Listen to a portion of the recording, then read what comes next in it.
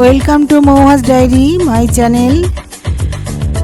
কৃষ্ণায় বাসুদেবায় হরয়ে পরমাত্মনে প্লুত ক্লেশনাশায় গোবিন্দায় নমো নমো। হে গোবিন্দ, হে গোপাল, হে প্রভু, এই পাপমোচনী একাদশী আসছে বন্ধুরা, তারই একটা ভিডিও নিয়ে এলাম। 15ই মার্চ এই ফাল্গুন মাসের কৃষ্ণপক্ষের একাদশী তিথিতে পাপমোচনী একাদশীর উল্লেখ রয়েছে শাস্ত্রে। এই দিনই অনেকেই একাদশীর উপবাস রাখেন। শাস্ত্রমতে সমস্ত পাপ থেকে মুক্তি পাওয়া যায় যদি নিষ্ঠাভরে পালন করা হয় এই একাদশী ব্রত। বন্ধুরা, এই পাপমোচনী একাদশী নিয়েই আজকে ভিডিওটা নিয়ে এসেছি। বন্ধুরা, তোমরা দেখো এবং ভালো লাগলে তোমরা একটু শ্রীকৃষ্ণের নাম প্রচার করো আর আমার চ্যানেলটা সাবস্ক্রাইব করো। বন্ধুরা, এই পাপমোচনী একাদশী এবছরের এটাই শেষ একাদশী। এরপর শুরু হয় নতুন বিক্রমী সঙ্গবত হোলিকা দহন ও চৈত্র নবরাত্রির মধ্যে পড়ে এই একাদশী। পাপমোচনী একাদশী যখন বৃহস্পতিবারে পড়ে তখন তার একটি বিশেষ তাৎপর্য রয়েছে এবং তখন এই তিথিকে গুরুবার একাদশীও বলা হয়। এই একাদশীর উপবাস অত্যন্ত শুভ এবং ফলদায়ক। নারায়ণের আশীর্বাদ পেতেই অনেকে এই একাদশীর উপবাস রাখেন। এই দিন ভোরবেলা অর্থাৎ সূর্যোদয়ের মুহূর্তে ঘুম থেকে উঠে কুশ ও তিলযুক্ত জলে স্নান করার বিধি রয়েছে। আগে অনেকেই পুজো পাঠ না করা অবধি জল খেতেন না, কিন্তু আজকের দিনে তা সম্ভব নয়, স্বাস্থ্যের পক্ষে ক্ষতিকারক। সেই কারণে দুধ, বাদাম, বিভিন্ন ফল, ফলাহার এসব খেয়ে থাকার রীতি রয়েছে এই একাদশীর দিনে।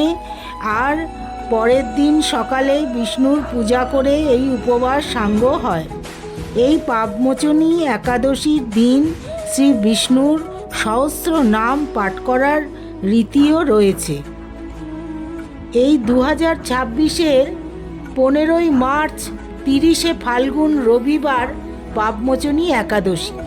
29শে ফাল্গুন সকাল 6:08 হইতে 30শে ফাল্গুন 15ই মার্চ দিবা 7:18 পর্যন্ত একাদশী থাকছে।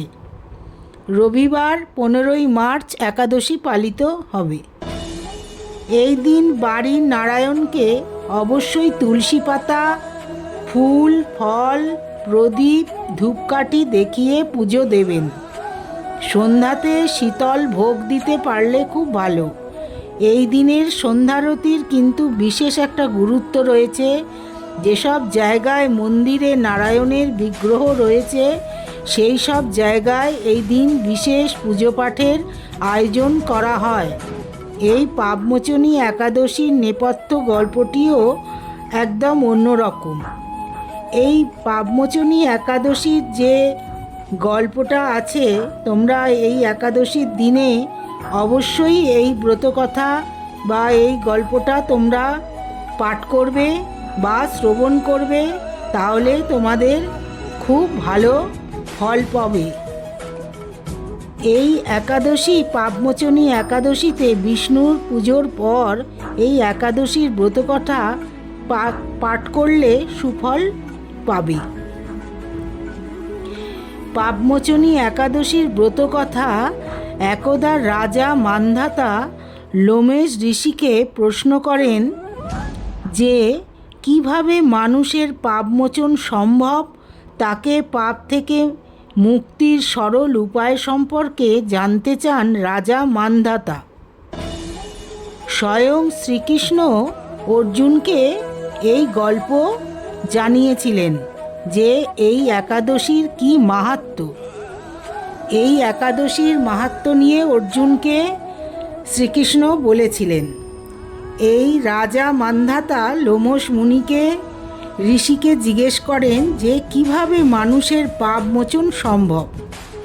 তাকে পাপ থেকে মুক্তির সরল উপায় সম্পর্কে জানতে চান মান্ধাতা রাজা। মহর্ষি লোমেশ বলেন, হে নৃপতি, চৈত্র মাসের কৃষ্ণপক্ষের একাদশীর নামই পাপমোচনী একাদশী। তার ব্রতের প্রভাবে মানুষের বহু পাপ নষ্ট হয়। আমি তোমায় সেই ব্রতকথা শোনাচ্ছি, মন দিয়ে শোনো। প্রাচীনকালে চৈত্ররথ নামে এক বন ছিল। সেখানে অপ্সরা কিন্নরদের সঙ্গে ভ্রমণ করতেন। সেখানে সবসময় বসন্তকাল থাকত। সেখানে কখনো গন্ধর্ব কন্যারা বিহার করত, আবার কখনো ইন্দ্র অন্য দেবতাদের সঙ্গে ক্রীড়া করতেন। সেই বনে মেধাবী নামক এক শিবভক্ত ঋষি তপস্যায় মগ্ন ছিলেন। একদিন মঞ্জু ঘোষা নামক এক অপ্সরা তাকে মোহিত করার চেষ্টায় বীণা বাদন করেন আর মধুর স্বরে গান গাইতে শুরু করেন। সেই সময় শিবভক্ত মেধাবীকে কামদেব নিজের বাণে বিদ্ধ করার চেষ্টা করেন।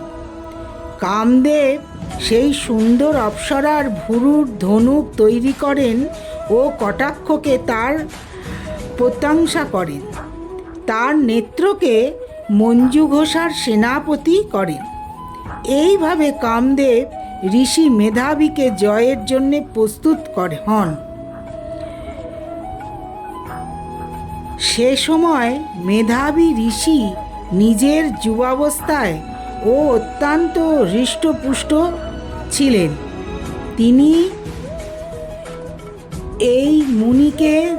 এই অপ্সরা সেই মুনিকে দেখে কামদেবের বশে থাকা এই মঞ্জু ঘোষা মধুর বীণা বাদনের সঙ্গে গান গাইতে শুরু করে। ঋষি মেধাবী মঞ্জু ঘোষার মধুর গান ও তার সৌন্দর্যে মুগ্ধ হয়ে পড়েন। সেই অপ্সরা মেধাবী মুনিকে আলিঙ্গন করেন। এদিকে মহর্ষি মেধাবী তার সৌন্দর্যে মুগ্ধ হয়ে শিব রহস্য ভুলে যান ও কামে বশীভূত হয়ে মঞ্জু ঘোষার সঙ্গে থাকতে শুরু করেন। কামের বশীভূত থাকায় মুনি দিন রাত জ্ঞান লোপ পায়।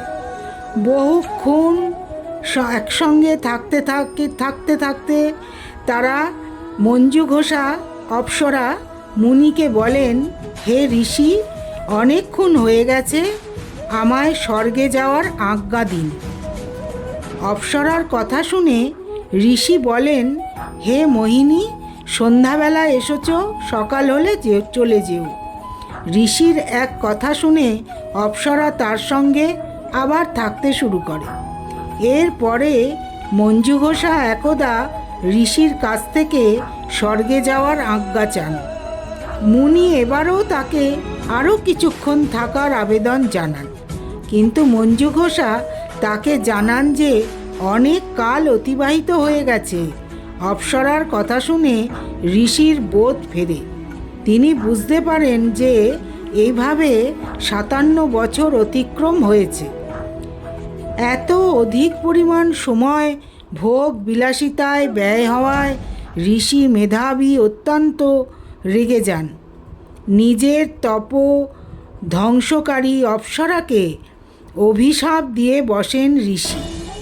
বলেন, আমার তপস্যা নষ্ট করেছিস তুই, দুষ্ট, তুই মহাপাপী দুরাচারী। আমি তোকে পিশাচিনী হওয়ার অভিশাপ দিচ্ছি। এরপর মঞ্জু ঘোষা পিশাচিনী হয়ে যায়।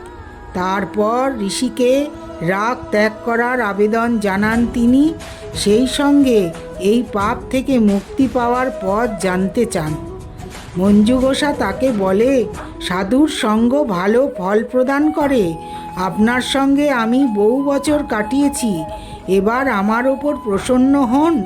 তা না হলে লোকে বলবে এক পুণ্যাত্মার সঙ্গে থেকে মঞ্জু ঘোষাকে পিশাচিনীর রূপ ধারণ করতে হয়েছে।